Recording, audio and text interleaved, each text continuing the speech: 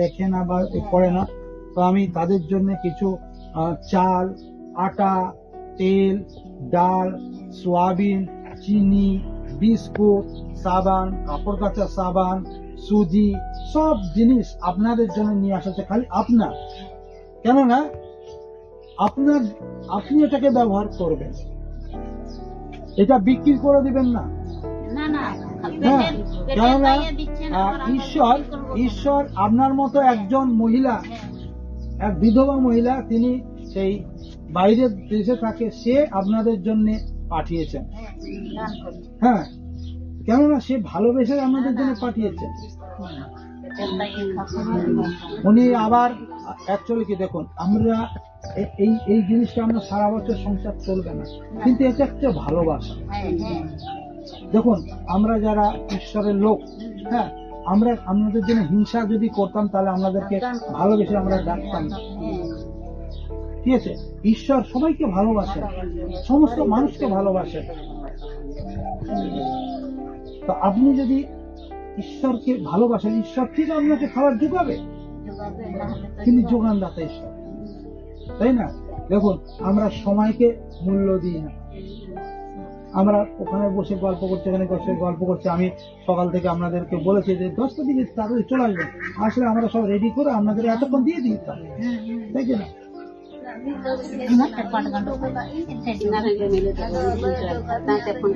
তো যাই হোক, আপনাদের জন্য যেগুলো নিয়ে এসছি, আপনারা খুশি হচ্ছেন? হ্যাঁ, কথা বলুন জোরে।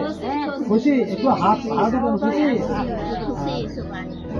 তো আসুন, আপনাদের জন্য আমি একটু ঈশ্বরের কাছে প্রার্থনা করি, তারপরে আমি আবার মালগুলো সাজাবো। আপনাদের কার কার কি মাল সাজানোর পর তারপরে আপনাদের হাতে তুলে দিব, ঠিক আছে? বেশিক্ষণ ওই মাসে আসলেই দিয়ে দেবো আমরা। তো আসুন, আমরা একটু আপনাদের জন্য প্রার্থনা করি। একটু মাথায় কাপড় রাখুন, ঈশ্বরের কাছে যেন ঈশ্বর আপনাদের সুস্থ রাখে। দেখুন, রক্ত মাংসের শরীর, যদি এখন আপনি বিছানাতে পড়েন, আপনাকে ঠাকুর ছাড়া কেউ, ঈশ্বর ছাড়া কেউ বাঁচাতে পারবে না। আসুন, এই সময় আমরা প্রার্থনা করি ঈশ্বরের কাছে। হ্যাঁ, যদি কেউ অসুস্থ আছে আমাকে বলতে পারেন, কেউ অসুস্থ আছে যে খুব সে চলাফেরা করতে পারছে না, বিমারি আছে, তার জন্য আমরা প্রার্থনা করি। চোখ বন্ধ করে একটু নীরব হই, আমি 1 মিনিট আপনাদের জন্য প্রার্থনা করি। সর্বশক্তিমান দয়ালু যিশু, তোমায় চরণ তলে প্রার্থনা করি। আজকের যে সেই প্রভু ওল্ড এজ প্রোগ্রাম, সেই বিধবাদের প্রোগ্রাম, যাদেরকে আমরা দেব প্রভু, তাদের তুমি আশীর্বাদ করো। এখানকার প্রত্যেককে তোমার হস্তে রাখি, তুমি তাদের আশীর্বাদ করো। যে ছোট্ট উপহার তারা যেন ব্যবহার করে, যে দিয়েছে তাকে আশীর্বাদ করো প্রভু। সে আমাদের মধ্যে যিনি, সেই আমাদের ম্যাম, যিনি আমাদেরকে সাহায্য করছেন প্রভু, এই সমস্ত মহিলাদেরকে, তাদেরকে তুমি আশীর্বাদ করো, যেন তারা সেটা প্রভু ব্যবহার করতে পারে, তাদের পরিবারকে যেন সেটাকে প্রভু নিয়ে তারা খুশি হতে পারে। সঙ্গে থাকো সহবর্তা প্রভু, যিশু নামে প্রার্থনা চাই, ঠিক আছে? তো আমি পরে আপনাকে বুঝতে হবে, এই জন্মটা একটা সাধারণ জন্ম নয়, এটা হচ্ছে পবিত্র আত্মার স্পিরিট আপনার মধ্যে কাজ করছে। আজকের এই জগতে অনেক মানুষ আছে, অনেক মানুষ না জেনে প্রভুকে মারা যাচ্ছে। আপনি কি ভাবছেন তাদেরকে স্বর্গে যাবে? স্বর্গে যেখানে যাবে না, তাদের প্রয়োজন ছিল সত্য ঈশ্বরকে জানা। আপনি সত্য ঈশ্বরের সন্ধান পেয়েছেন। সত্যের যারা সন্ধান পেয়েছে তারা কখনো অন্ধকারে জগতে থাকে না। যদি একটা ব্যক্তি অন্ধকারে যদি আমি তাকে রাখি না, সে একদিন দেখুন তার চোখের রোশনি হারিয়ে যাবে। আপনাকে যদি আমি এক মাস অন্ধকারে রাখি, তারপর যদি আমি আলোতে আনি না, আপনি তাকাতে পারবেন না। ঈশ্বর আপনার আলোর জ্যোতিতে নিয়ে আসতে চান। হালেলুয়া। তো আপনি চান যে আজকে প্রভু যিশুকে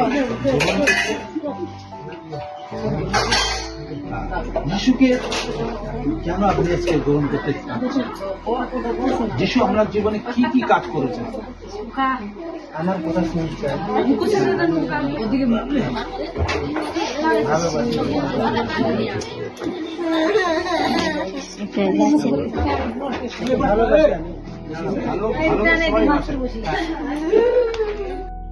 তিনি আমাদের জন্য, তিনি ক্রুশে মারা গেছেন, আর আমাদের পাপের জন্য তিনি নিজেকে বলি দিয়েছিলেন, তাই না?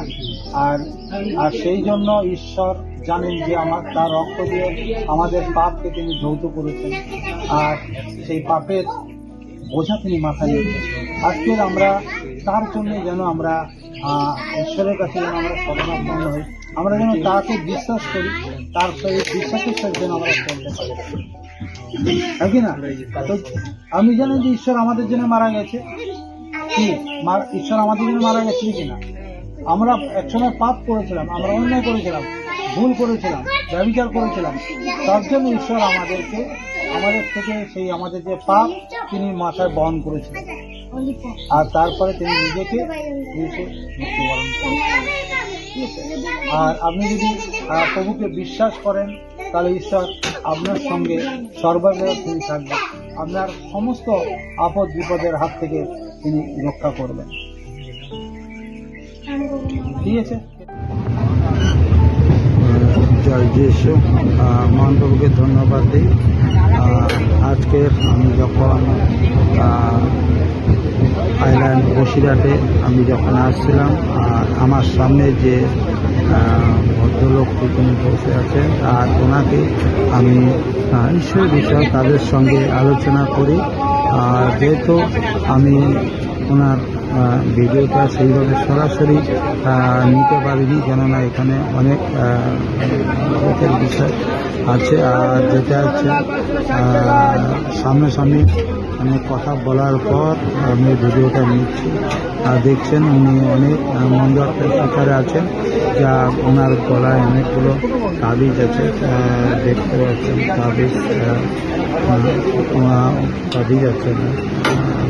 ওনার নাম হচ্ছে মধুসূদন সরকার, উনি আইল্যান্ডে হেমনগরে ওনার বাড়ি। উনি ঈশ্বরের বিষয়ে শুনেছেন, কিন্তু উনি বিভিন্ন রোগে আক্রান্ত আছেন। তো সত্যি প্রভুর গৌরব।